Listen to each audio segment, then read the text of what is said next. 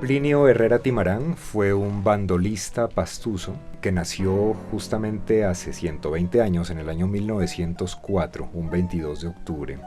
Y él fue reconocido en Colombia como uno de los, o tal vez muchos lo llamaban el bandolista más virtuoso del país, pero hay muy pocos registros de él.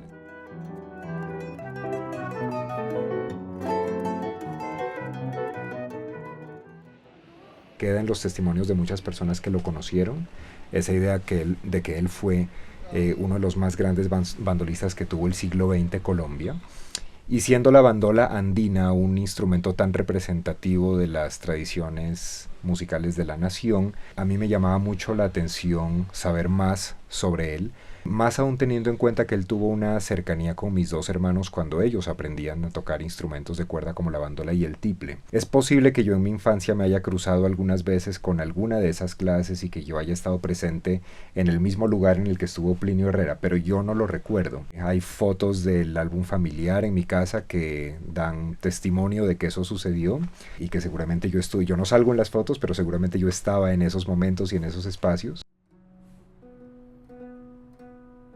El momento en que yo compartí con él fue cuando mi maestro Pedro Bastidas, que era su tiplista, me invitó a un ensayo a casa del maestro Plinio. Y yo fui y me dijo, mira, es el maestro Plinio. Yo pues estaba ahí totalmente impactado de conocerlo al maestro ya en persona, de darle la mano y de saludarlo. Una persona muy humilde, muy callado, muy correcto siempre en sus maneras, en sus palabras, en todo. Un caballero, un señor en todo el sentido de la palabra, muy generoso. Y entonces el maestro Bastidas me dijo, niño, toca algo para el maestro. Yo, claro, bueno, yo no me acuerdo qué tocaría. Y el maestro Plinio, digamos que ahí pasó algo también importante para mí, porque siempre Pedro Bastidas fue mi maestro, con él estuve, pero el bandolista primero con el quien yo conecté así para una clase fue con Plinio Herrera.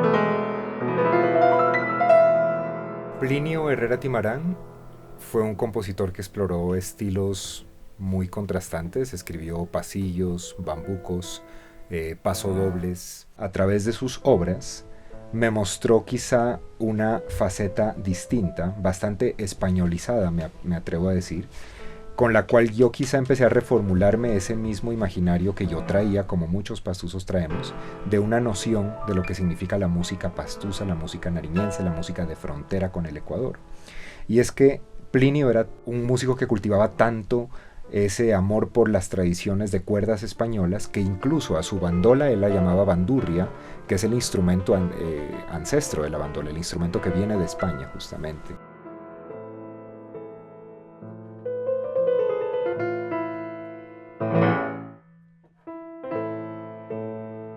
Es curioso que la haya llamado con el nombre español, a pesar de que era un instrumento que ya se había criollizado, que había tenido su proceso de transformación y mestizaje en Colombia.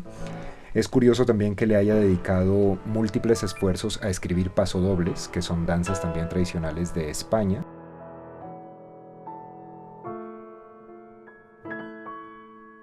Entonces Plinio creo que fue el que me abrió un poco también los ojos para pensar desde esa perspectiva, una reflexión sobre ese concepto, el de españolidad como parte también de la identidad andina colombiana, como también lo es en muchos contextos incluso no andinos, pero de esta Hispanoamérica que tiene también raíces muy fuertes en música española.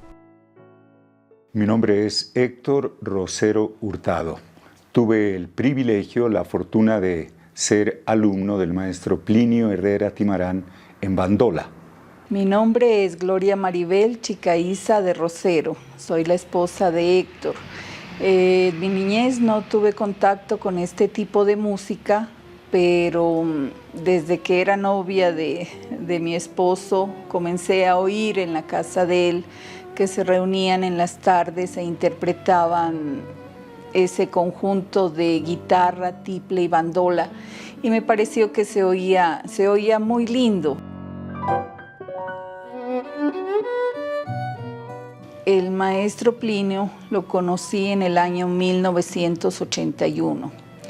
Él apreciaba mucho a mi esposo, de pronto lo quería como un hijo y siempre nos visitaba en nuestra casa de la carrera 27. Todos los sábados estaba ahí para tocar sus instrumentos y compartir con nosotros después una taza de café. En este cuaderno comenzó el maestro Plinio a impartirme clases de bandola, pero primero de música, ¿no? De notación musical. Yo no sabía notación musical.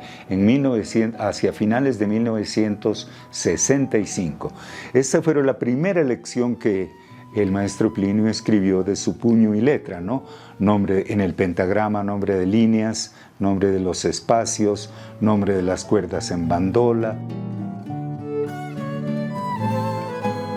Vivía con sus pensiones. Sí recuerdo que él hablaba que tenía como 2 pensiones, pero no, eso no era lo importante para él. Él solamente vivía para su música, para su bandola, para estar tocando. Ya le digo, no es que hablara mucho de nada, simplemente le gustaba interpretar la bandola y compartir sus piezas y piezas de otros compositores también. Su voz también era bajita, no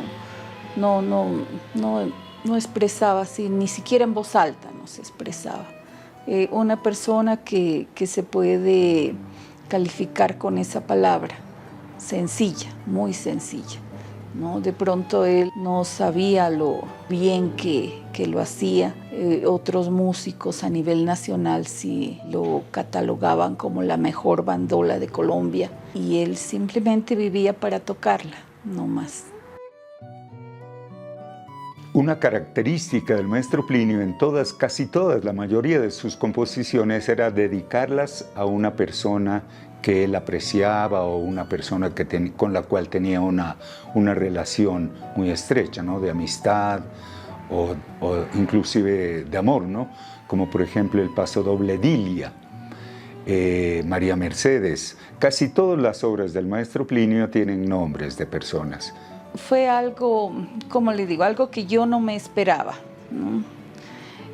Una tarde de sábado, como siempre veo que el maestro lleva una partitura con mi nombre, dedicada exclusivamente a mí, con su puño y letra.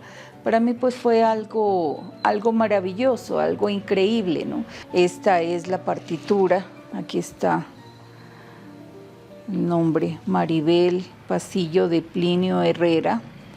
Lo más importante de esta partitura es la dedicación que él escribe. Dice lo siguiente: para la señora Maribel Chicaiza de Rosero, con profunda admiración y aprecio, le dedico esta composición, Maribel, y firma Plinio Herrera.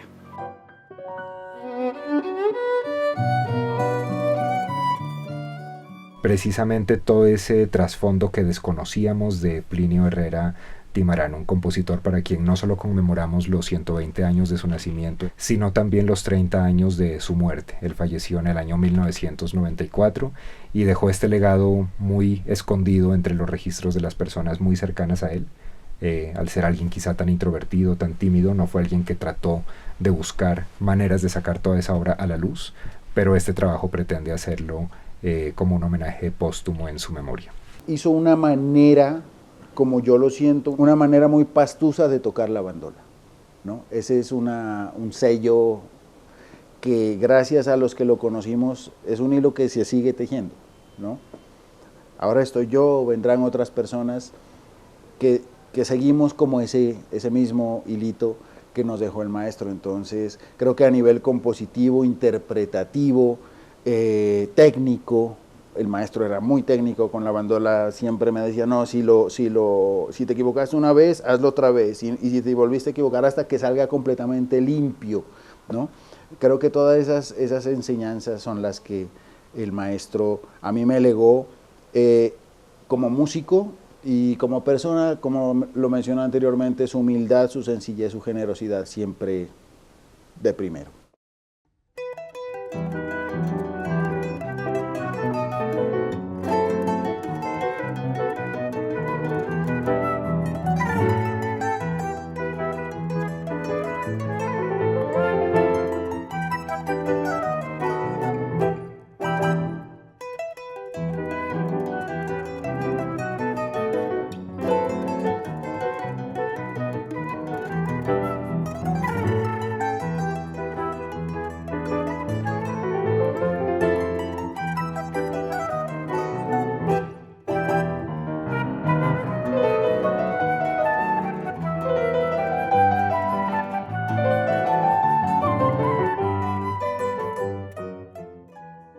Contar con la amistad, eso me parece a mí muy bonito, lo atesoro mucho, la amistad de los grandes maestros, ¿no? Es cómo nos querían, como mi hijo, o sea, siempre un trato, como si fuera tu abuelo, ¿no? Entonces eso era tremendo, muy bonito eso.